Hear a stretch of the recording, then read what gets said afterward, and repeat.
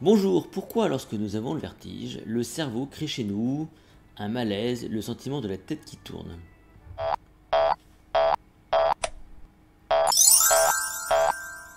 Je vous rappelle que vous retrouvez tout mon travail sur mon site https://lessecret.com, notamment avec le protocole MemoCamp, pour entraîner votre cognition tout entière. Vous pouvez liker cette vidéo, la partager, vous pouvez vous abonner à la chaîne YouTube et activer les notifications. Aujourd'hui, donc, on parle du vertige, sensation que vous avez déjà, je pense, éprouvée et que vous connaissez très bien. Et ce sentiment de vertige que vous connaissez bien, vous l'avez expérimenté notamment quand vous étiez face au vide. Voilà. Et ça porte un nom, c'est l'acrophobie. La peur du vide, c'est l'acrophobie, hein. C'est littéralement quand vous êtes en équilibre un peu précaire là et vous avez le sentiment que vous allez tomber.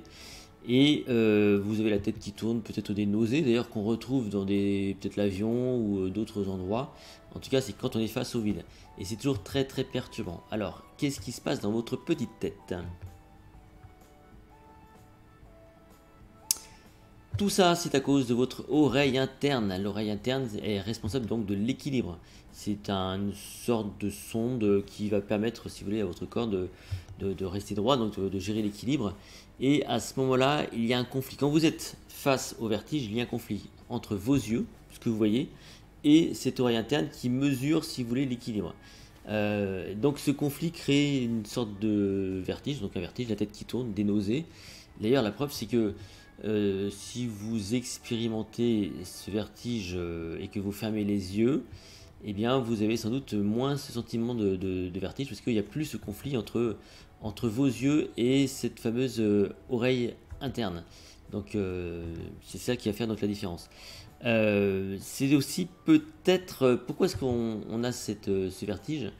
Probablement que c'est un ordre donné par votre cerveau pour sans doute vous protéger. Il y a une forme d'instinct de survie, hein, parce que forcément, quand vous êtes face au vide, comme on l'a vu ici, il y a un danger réel. Et donc ce malaise, probablement, doit vous permettre de vous bouger, de fuir, et en tout cas de vous protéger. Ce qui peut expliquer voilà, cette sensation de nausée, de vertige, c'est quelque chose d'assez primaire, probablement pour vous protéger.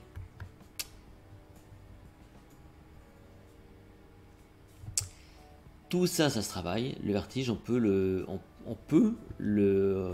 va dire le corriger, notamment par des exercices de proprioception qu'on retrouve dans des activités, notamment comme le yoga ou toutes les activités liées à l'équilibre. On retrouve aussi des solutions dans la réalité virtuelle. Donc, par la réalité virtuelle, on a des exercices qui vous permettent de retrouver l'équilibre.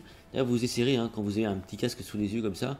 Et, si vous êtes en réalité virtuelle, dans ce même état, enfin dans ce même cas de figure que vous avez sur la photo, vous avez cette sensation donc de vertige, hein, comme si vous étiez en vrai. Donc on doit pouvoir corriger tout ça, si vous voulez, par ces petites activités. Vous pouvez aussi avoir l'impression, et ça c'est à vérifier, que le vertige ne se produit pas lorsque vos pieds ne sont pas ancrés sur le sol ou par l'intermédiaire d'un accessoire qui se trouve sur le sol. Je m'explique.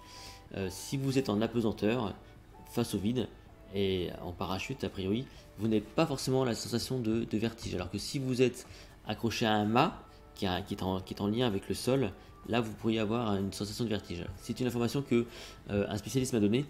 J'ai pas su la vérifier, vous vérifierez par vous-même. En tout cas, ce qui est sûr, c'est qu'il y a sans doute un lien entre votre ancrage au sol ou pas. Si cette vidéo vous a plu, n'hésitez pas à la liker, à la partager. Vous pouvez aussi vous abonner à cette chaîne YouTube. Quant à nous, on se retrouve très prochainement pour une toute nouvelle vidéo.